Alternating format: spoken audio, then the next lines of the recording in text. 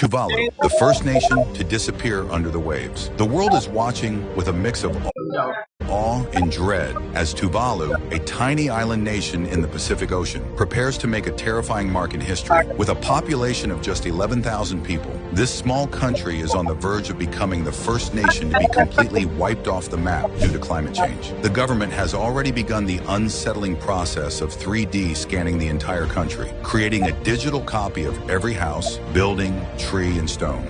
Why do most hair conceal?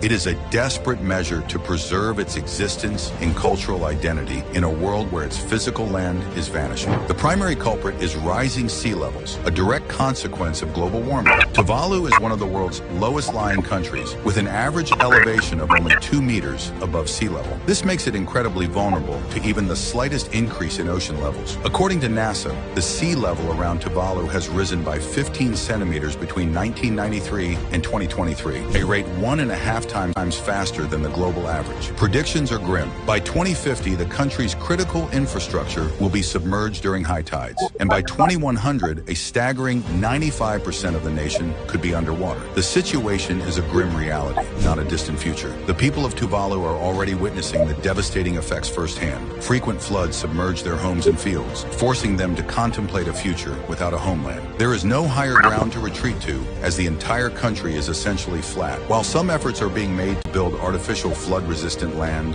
and seawalls, these are temporary solutions that an impoverished nation with limited resources cannot sustain indefinitely. In a move that highlights their predicament, Tuvalu has initiated Plan B, a mass migration of its population. A historic climate visa treaty, the Farmland Union Treaty, has been signed with Australia, allowing 280 Tuvaluans to receive permanent residency in Australia each year through a lottery system. The demand is immense, with over 8,750 people, 82% of the population, applying for this lifeline. It's a heartbreaking testament to their situation, with an entire nation facing the prospect of being scattered across the globe. To retain its sovereignty and identity, Tuvalu is attempting to become the world's first virtual state. This digital existence, built from the 3D scans of their land, will serve as a virtual homeland where their culture, history, and government can continue to exist even after their physical territory is gone. The plight of Tuvalu is a stark warning to the world. It is an innocent victim of a crisis it did not create, with its negligible carbon footprint dwarfed by the massive emissions of industrial nations. The impending fate of Tuvalu is a chilling reminder that climate change is no